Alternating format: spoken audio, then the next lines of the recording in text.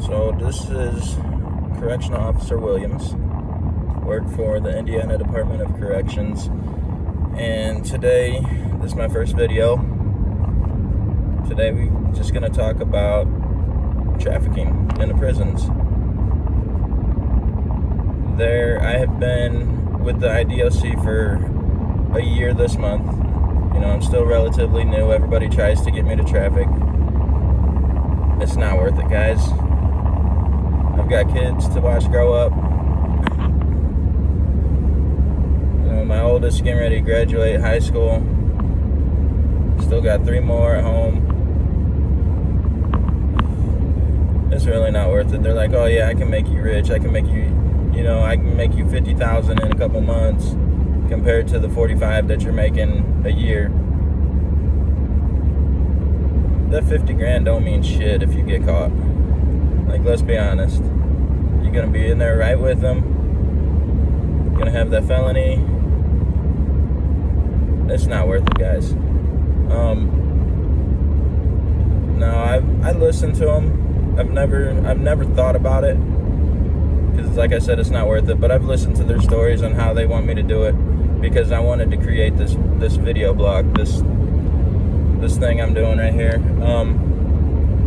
So the one dude wanted me to meet his girlfriend, and she would take care of everything. All I had to do was bring it in, and they were wanting Suboxone. He's wanting it in the prison so he can sell it and everything, make money. They wanted me to meet up with her every week and package that she was going to package the stuff in bags of chips for me to bring in with my food, my lunch and all that, and then just give it to him on the dorm. Realize how stupid that sounds? They scan your food. They're gonna see that shit. That's just unbelievable. And his cousin, the weird thing is, his cousin is in another dorm there. And his cousin's doing the same thing, except for his girlfriend was putting the shit in pudding packs. Pudding packs. They're opening them up, sticking Suboxone wrapped in plastic down into the pudding, and then resealing it. Like, who honestly has time for all that? That's insane. Both of them approached me. They write letters to each other, or they call the same person, and they both approached me with those ideas, and it sounds so dumb. The guy that had the pudding packs, I mean, just think about it. If they're approaching you, they've approached other people. And the guy with the pudding packs actually approached me when I was on his dorm one night, because we get assigned random dorms to guard. He approached me with the idea, told me I didn't have to do nothing but bring it in. That was it. Leave the pudding pack in a garbage when I do my round, or set it in a bathroom. First of all, I don't take anything out of the officer's station. That's completely absurd, and that's a red flag immediately for other officers. Why would you carry food through a dorm? That's just suspect. Anyways, the guy, he told me, he's like, look, I don't keep anything on me. I have other people hold it for me. I've been down for 35 years. I've never been caught. I've had some of the upper ups now that have been trafficking for me when they were just officers. They try to bust me now, and they can't find the stuff. There are a lot of crooked people out there. It just blows my mind that somebody would risk their life for that stuff. I mean, money is the root of all evil. Yeah, we all live to make money. Money makes the world go round. We all need money. That's why we have jobs. Make the money the right way. Do it legally. The officer that trained me, I'm not going to give out any names, I'm not going to say for sure that he was, because it's all hearsay. He never got caught. Can't prove nothing. But the guy that he supposedly, allegedly, however you want to look at it, was trafficking for, also approached me. He's like, oh man, you worked with da-da-da. I know you're a good guy because he was doing this for me. Just because one person does something doesn't mean that we all do it. You know, allegedly the guy made north of 50 grand in 2 months. He made 8 grand in a week doing the shit. I mean, it's life-changing money, but it ain't for me. Like I said, 4 kids at home. Absolutely crazy. Now, do I think this guy was a bad person for what he did? No. We all make mistakes. It happens daily in life. Everybody makes mistakes. I've made my fair share of mistakes. Mine's mostly relationship, but that's another story. It's just crazy. You meet so many people and they all act hard. Like I said, I've been there for a year, and I'm back in maximum security. I'm not going to say what we call it because that's going to give it away, and I'm not going to let everybody know where I work. But there's an officer on the side of the road. Yeah, it's just crazy. You meet so many different characters. Some people that deserve to be there, some people that don't. I mean, everybody's done a crime. Some crimes are worse than others, but they get the same punishment. We have a flawed justice system here in America. There are different levels to different crimes, and there are officers that look at that. They're all inmates regardless, but just because somebody's in there for child molestation or murder doesn't mean that they are the same as somebody who got caught with marijuana. To me, marijuana is no big deal. No, I don't use it, but I'm not going to hold it above anybody's head if they did.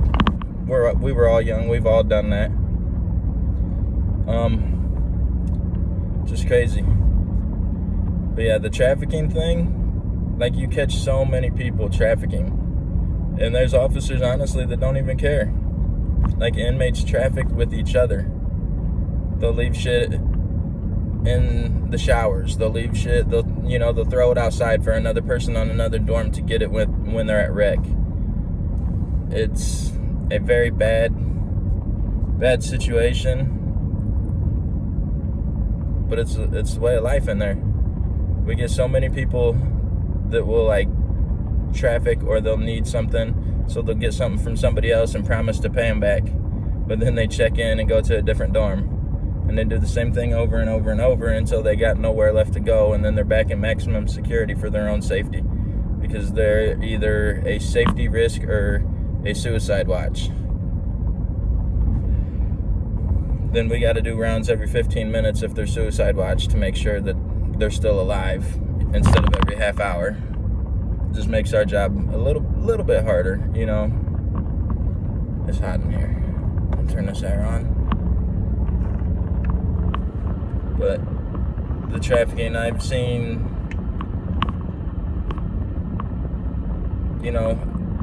I've seen it.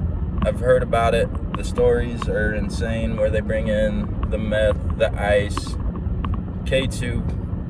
There's a rumor going around that there were officers on another shift that were taking, like, request slips home and dipping it in stuff, letting it dry out and bringing it back for the inmates to smoke. That's absolutely crazy. I mean, why would you want to smoke chemicals to begin with? This shit is killing you. I've seen so many people strung out on that K2. People from my hometown that have actually had to get myself moved off the dorm because I didn't want to risk, them saying, oh, hey, I know that guy. He's a good person. He's going to do this for me. We grew up together. No, we didn't grow up together. I know of you through a friend of a friend. It's just absolutely crazy that people would even consider doing that and risking their lives. Like I've already said it, I'll say it a million times. There are crooked officers, and there are officers that do that. Everybody, if you're in the IDOC, you get accused of it at least twice a year.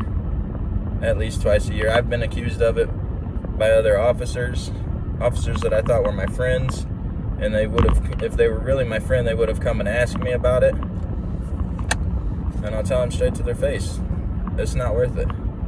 Don't consider it. Don't.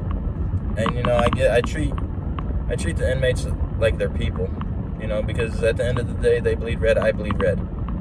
There are some that I don't talk to because of what they've done, and then there are some that I do talk to, because you can tell, like, signs, like they're not mentally stable, and they need somebody to talk to. If you're in solitary confinement, it's tough. You're behind a door 23 to 24 hours a day. You don't get any fresh air. You don't see anything except for the same four walls, the same iron door, same aluminum toilet, sink on the back of it. It's crazy. Mental patients, it's mental awareness or mental health awareness month. The ones that are suicidal, they need help, and it's our job as a correctional officer to help them.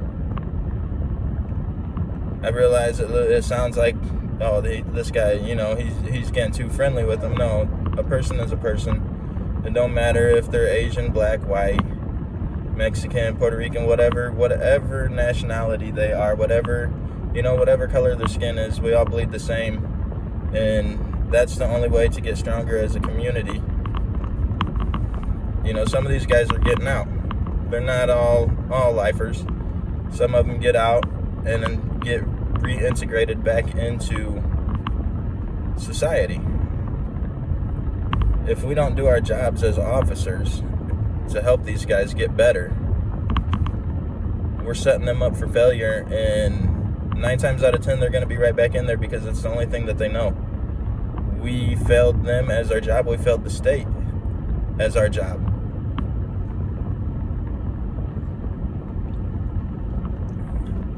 We are there to help them. Some people don't look at it like that. Some people look at it like, oh, they're a criminal, they're doing their time, they're a piece of shit, they're an asshole. They're there because they've already got their punishment. Their punishment is being there. We're correctional officers, not punishment officers. We're there to help them as human beings. And I try to go in there and make a difference. That's why I always listen to everybody. And if somebody asks me a question that I don't know, I help them. I'll go find out the answer for them. And I have a lot of other officers tell me that I don't need to do that because that's not my job description. That is my job description. Correctional officer.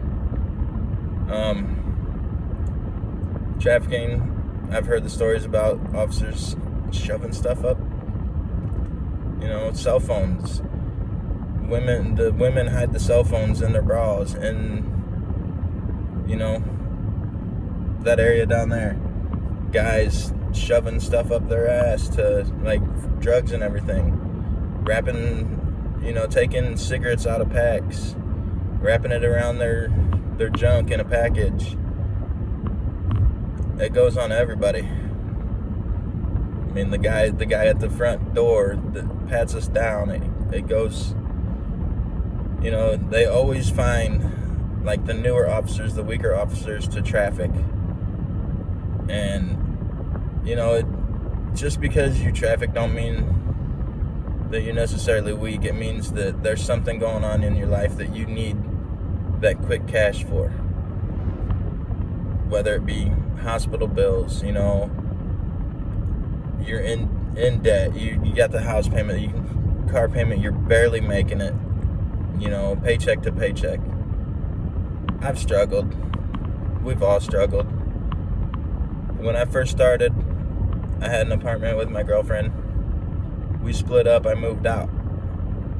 There was a time where I was sleeping in my car.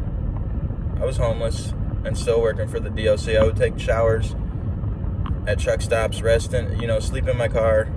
I'd go find a place, and everybody's like, "You're always so tired.